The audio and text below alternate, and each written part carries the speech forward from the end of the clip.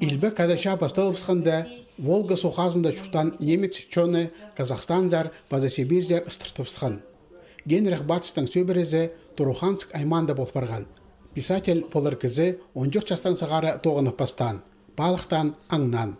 Сонан газеталарға хабарлар пасыған, аның матырлары олыңай тоғысшылар. 1967 жылдан сағары ол Хакасияда Алтай аймандағы очыр алды шуштопсқан. Ағыз хонинда тоғынған, олық түсті жаяшы тоғысынан айғасқан. 8 жылларының тұзын маңат хостап салған.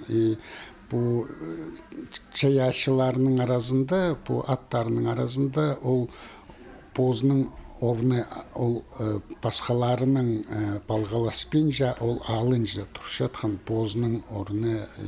Ол историяда, бұл литература тарханында қалар. Генрих Батстың шоқтары газеталарда, литература шиндаларында жарық көргенер.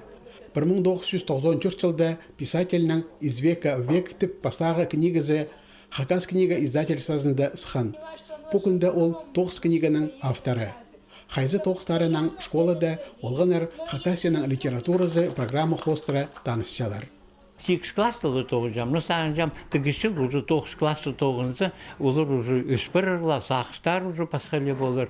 И вот по книгала хостыры все-таки сағынжам урокта істірігі. Генрих Батс едек хостажам. Ол терен сақыстық тоғыстар шаяп салған, жер шаянның сілін, аймақ өңінік сырлар бастыры көсткен. Аның хостары музейлерінің, көздік заларының, база алынжы кізлерінің шындыларында қайралышша. Көңні шатқан ше үгірінмен, көңнің базын полбен хостажан.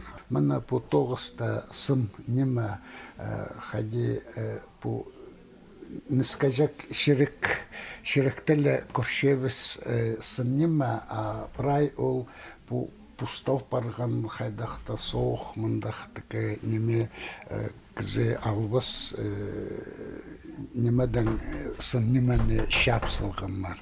2008 жылда Генрих Батс ақшарықтан барыпсқан. Эльвира Андреевна шаяшы ұстың тұңмазы, шылысқан чонға, қарындазы шуқтасты қайдық кезі болғанын жоқтан. Ең ұлық арлыс ол Хакас республикадағы немец шонынан культура күніне 2009 жылда писатель, базахосшы Генрих Батстың ады беріл барғаны болар. Алғын таланттық кезі Үйдек Туруханск айманың арлыстық гражданины.